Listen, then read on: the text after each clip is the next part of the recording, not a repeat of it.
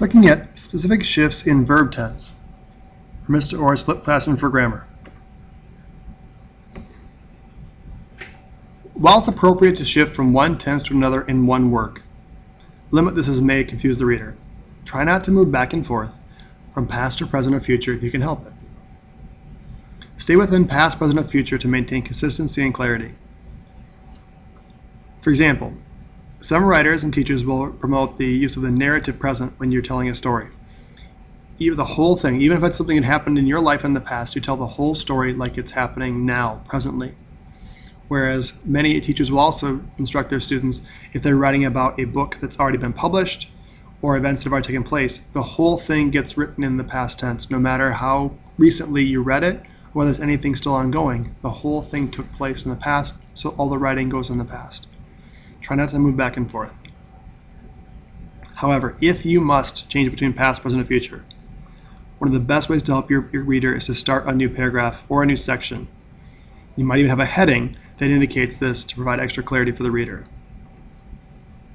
So fix the verb tense in the following sentence. When you go to the movies, I will want some popcorn. The problem in this sentence isn't that we don't understand it. We get it. But we have go, as in present tense, and then we have will want, future tense. So if go to the movies happens before wanting some popcorn, then future might be okay, but the fact that it's present tense doesn't really make sense. So what do we do with that? Well, change one of the two tenses, but you also consider changing words a little bit too. Just because you want some popcorn, that's great. What do you want someone to do? Well, you probably want them to buy it for you, or at least share some with you. So a new sentence might be, when you go to the movies, buy me some popcorn. So we have present and present, but we also have the when that indicates one versus the other.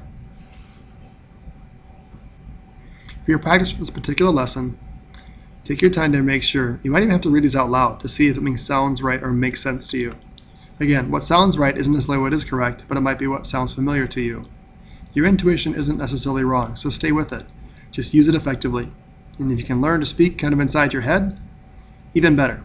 That works well when you're taking a test and you have to be quiet. Good hunting.